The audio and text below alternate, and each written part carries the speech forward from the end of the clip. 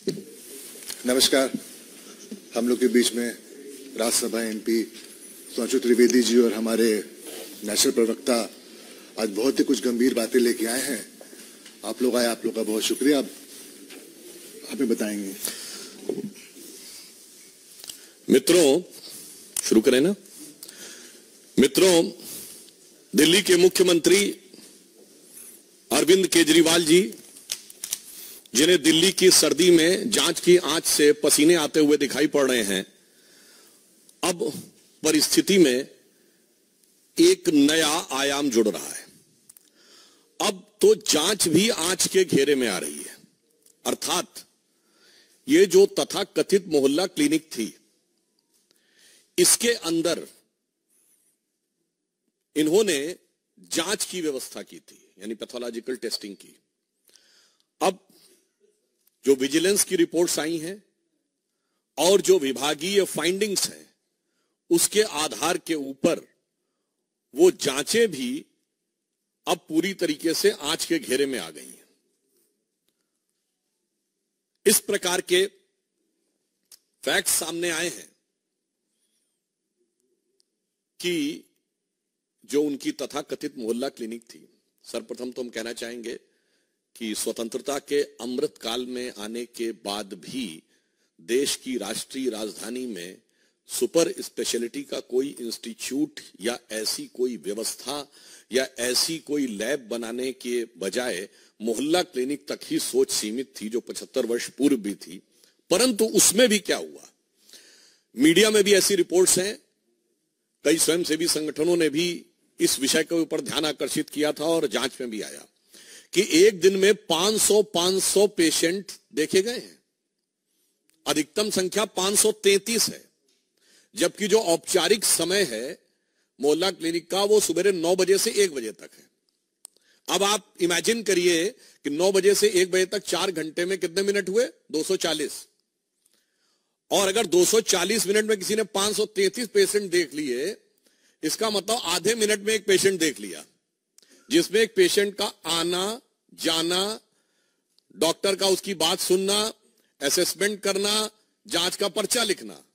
महोदय, मैं कहना चाहता हूं कि जब त्योहारों के दिनों में बड़ी भीड़ होती है ना, तो आप जाते तो मंदिर में बड़ी भीड़ होती है, इतने सेकंड्स में तो व्यक्ति उस धक्का मुक्की में दर्शन भी नहीं कर पाता है जितने में आपके डॉक्टर ने उसके दर्शन करके रोग को समझकर रोग का निदान समाधान सब लिख दिया।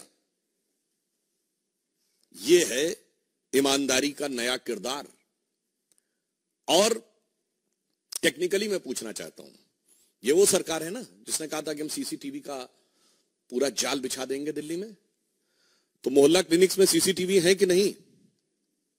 और अगर हैं तो उन मोहल्ला क्लिनिक में उस डेट की सीसीटीवी फुटेज दिखाइए कि 533 लोग कहां लाइन लगाए हुए थे। क्योंकि मोहल्ला क्लिनिक तो छोटी छोटी स्पेसेस में है ना, तो 533 लोग अगर आए तो सीसीटीवी फुटेज में होना चाहिए ना। बस यही सब चीजें हैं जिसकी वजह से जांच की आंच से घबरा रहे हैं।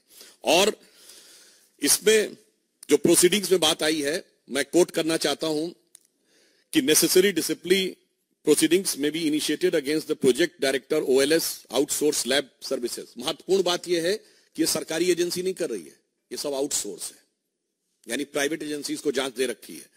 And others of the OLS branch for non-compliance of the directions of the honorable LG which could have led to the loss of exchequer। यानी अब यह संदेह है कि वहां वो मरीज ही नहीं थे जिनके नाम के ऊपर बिलिंग रेस करके टेस्टिंग करा दी गई। A detailed vigilance inquiry may be conducted to bring out the quantum of loss of the exchequer to the collusion of the director and support staff with the private agencies। अब जो उपराज्यपाल महोदय ने ये लिखा है और ये अब पब्लिक डोमेन में है मीडिया में, उसके बिंदु क्रमांक 33 पे देखें तो लिखा हुआ tens of thousands of tests were recommended prima facie to the ghost patient, यानी जिनका अस्तित्व ही नहीं था। यही अंतर है। हमारे प्रधानमंत्री श्री नरेंद्र मोदी जी के द्वारा हर चीज डिजिटली ट्रांसफर होती है, इसीलिए ये लोग आधार का भी विरोध करते थे, क्योंकि यदि व्यक्ति का आधार कार्ड है और डिजिटली उसके अकाउंट में ट्रांसफर हो रहा है तो उसमें किसी भी प्रकार का झोल होने की संभावना नहीं है।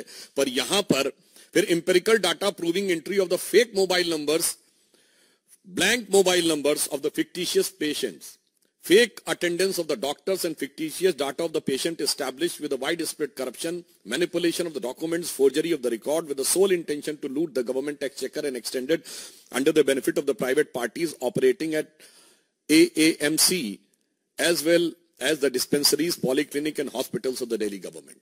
यानी अब ये बहुत साफ हो गया कि पहले आपने मोहल्ला क्लिनिक बनाई, फिर उसमें जांच, पहले मामूली जांच होती थी, फिर बड़ी जांच की व्यवस्था की, फिर वो सब आउटसोर्स कर दी। यानी कुछ कुछ वैसा ही जैसा शराब घोटाले में हुआ था, कदम कदम रफ्ता रफ्ता बढ़ाते हुए, और फिर उसमें फेक पेशेंट्स और फेक बिल रेस करने की बातें मीडिया में आ रही हैं। यानी अभी तक तो दारू का घोटाला था, अब दवा का घोटाला भी हो गया। यानी दवा और दारू दोनों में घोटाला करके कौन दिखा रहा है? स्वघोषित भारत रत्न विभूषित, जिन्होंने अपने को ही भारत रत्न दे रखा है कट्टर ईमानदारी का। तो मैं कह सकता हूं कि विपश्यना के ध्यान से लेकर और चुनाव प्रचार तक की समस्त नाटकीयता के मध्य कट्टर ईमानदारी का यह किरदार पूरी तरीके से तार तार हो गया है। अब हम यह भी कहना चाहते हैं कि आज वो कहने का प्रयास कर रहे हैं, अभी उन्होंने प्रेस कॉन्फ्रेंस में कहा कि वो सीबीआई से सवाल पूछ रहे हैं। साहब, बवाली अब सवाली बन गए, जिन्होंने राजनीति की शुरुआत ही, अब ये मैं बवाली शब्द ऐसे नहीं कह रहा हूं, ये बताइए, आप सबने देखा था ना कि सीढ़ी लगाकर तार काट रहे थे, ये नेता का किरदार है। 26 जनवरी के दिन धरना कर रहे थे, यह जिम्मेदार राजनीतिक व्यक्तित्व का किरदार है। इसलिए मैंने कहा, और याद करिए 2014 के समय भारतीय जनता पार्टी के कार्यालय के ऊपर आके पथराव किया था, जिसमें इनकी सर्वोच्च समिति के सदस्य थे, जैसे हमारे यहां पार्लियामेंट्री बोर्ड है। इसलिए मैंने कहा अब बवाली अब सवाली बन गए हैं, और सवाल किससे पूछ रहे हैं? जांच एजेंसी से। मतलब इसे शब्दशः ना लिया जाए, वैसे तो सारी जनता उस भाव को समझती है। हिंदी में एक कहावत होती ना कि उल्टा चोर कोतवाल को डांटे। आज उसी किरदार को वो दिखाने का प्रयास कर रहे हैं। और जहां तक टेक्निकलिटी की बात है, तो अगर उनको लगता है कि कोई टेक्निकल इशू है तो वो न्यायालय से जाकर समाधान प्राप्त कर सकते थे, मगर यहां टेक्निकल नहीं, मॉरल इशू है।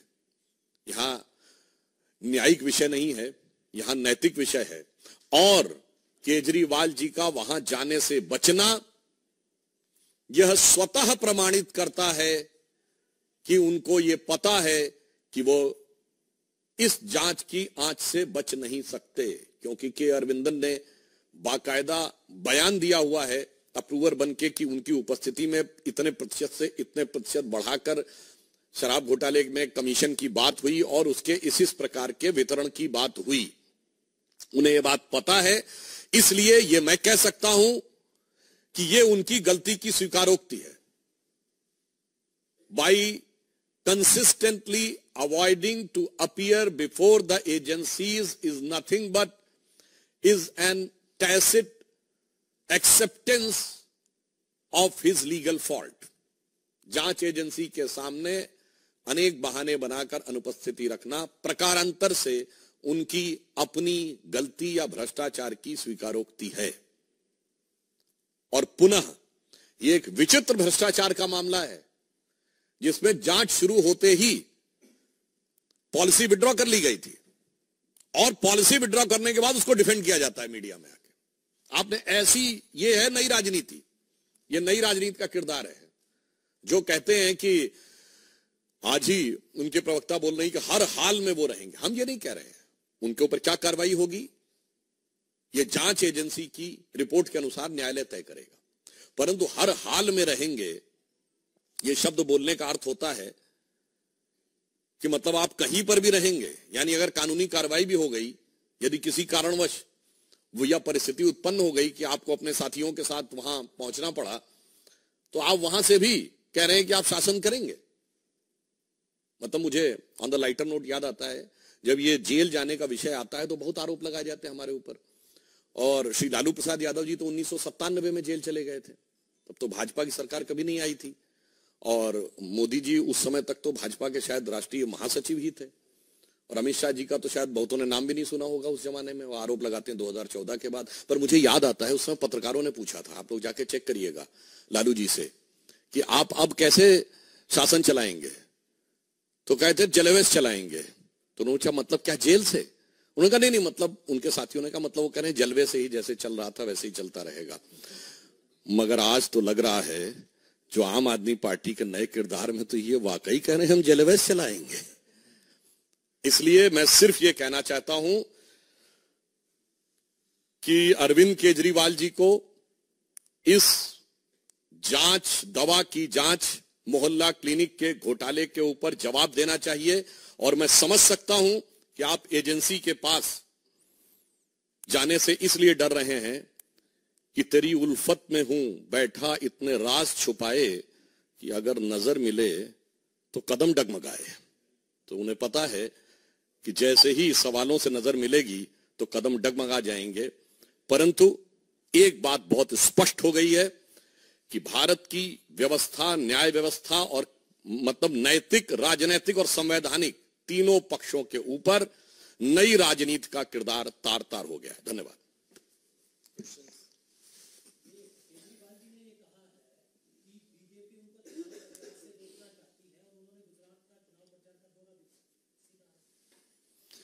वैसे अभी उन्होंने हाल में जहां जहां चुनाव प्रचार किया है तो जब्ती का रिकॉर्ड बनाया है। तो मुझे लगता है कि जितनी जमानतें जब्त करवाई हैं उन्होंने पिछले अभी इन 3 चुनावों में, तो मुझे लगता है कि ये सिर्फ जैसे कहते हैं तिनके की ओट में पहाड़ छुपाने का प्रयास करना, इसका राजनीति से कोई मतलब नहीं है। हां, उनको ऐसा लगता होगा, परंतु मैं बहुत स्पष्ट करना चाहता हूं, किसी भी चीज की जांच का जवाब देने का चुनाव प्रचार से क्या संबंध है?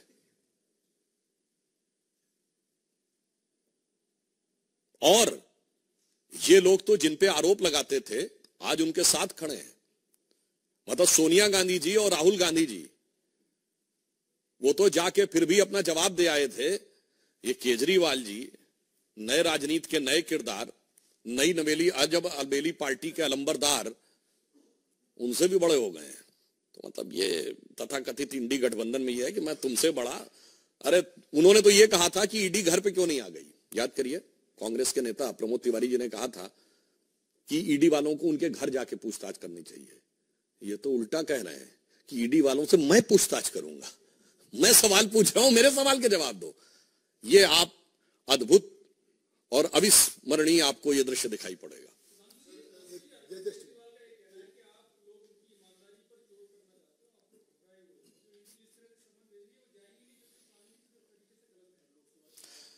अगर कानूनी तरीके से गलत है तो कानून का सहारा लेना। और कोई बोले तो बोले, ये तो वो पार्टी है जो कहती थी आरोप लगते ही इस्तीफा दे देना चाहिए, जांच तो बाद में होनी चाहिए। वो आज कहती है जांच एजेंसी के सामने भी नहीं जाना चाहिए। अच्छा ये बताइए, ये मुझे चाहिए जन लोकपाल वाली भी तो एक टोपी थी ना, वो अब टोपी कहां है? अच्छा छोड़िए, अपनी पार्टी में भी तो एक लोकपाल नियुक्त किया था, उसी के पास जाके जांच की रिपोर्ट दे, वो वही खत्म कर दिया एडमिरल रामदास। तो मुझे लगता है कि वो कितने भी रूप बदल लें, मगर उनका वास्तविक चेहरा अब जनता के सामने है।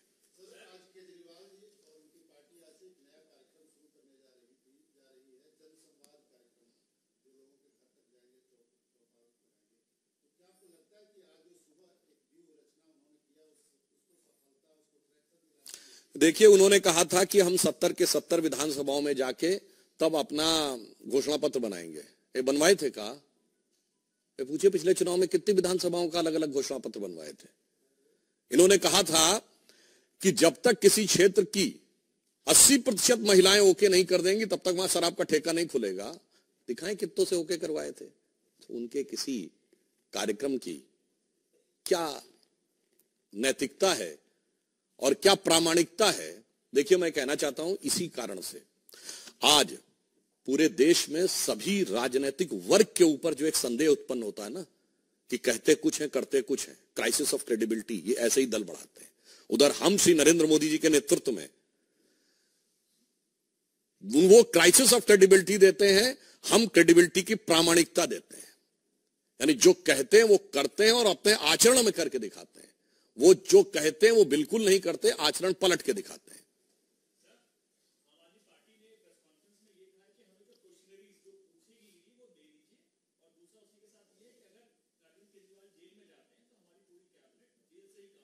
वो तो मैंने बता दिया, वो जलवेस काम करने की कोशिश कर रहे हैं। मगर मैं आपको ये भी बताना चाहता हूं, ये ईडी ने सवाल तो अरविंद केजरीवाल से पूछे कि आम आदमी पार्टी से पूछे?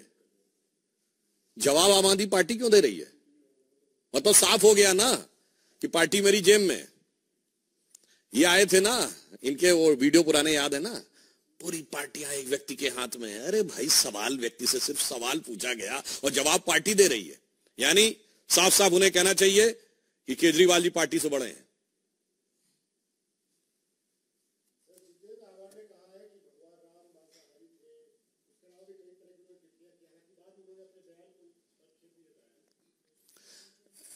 देखिए, वास्तविकता यह है कि कुछ लोग ऐसे होते हैं जो कितना भी सुंदर कार्य हो रहा हो उसमें विघ्न डालकर ही संतोष उत्पन्न करना चाहते हैं। तो ये विपक्ष वाले जो सदा सर्वदा से भव्य श्री राम मंदिर के विरोध में रहे थे, ये अंतिम चरण में भी विघ्न डालकर विघ्न संतोषी बनना चाहते हैं। परंतु अब देश की जनता ऐसे किसी विघ्न संतोषी के साथ नहीं है। हम किसी के प्रति कोई दुर्भाव नहीं रखते। हमारे यहां कहा गया है, बैर न कर काहू सन कोई, राम प्रताप विषमता कोई। न किसी से वैर है, न किसी से विषमता है, मगर उनके मन में विषमता है और इस प्रकार के आपत्तिजनक दुर्भाग्यपूर्ण बयान दे रहे हैं। परंतु मुझे लगता है इस देश की जनता भी ये समझती है, जो मीराबाई जी को तुलसीदास जी ने लिख के भेजा था, जाके प्रिय न राम वैदेही, यानी राम और सीता जिसको प्रिय न हो, जाके प्रिय न राम वैदेही, तजिए ताहि कोटि बैरी सम, यद्यपि परम सनेही। तो देश की जनता है, देखेगी।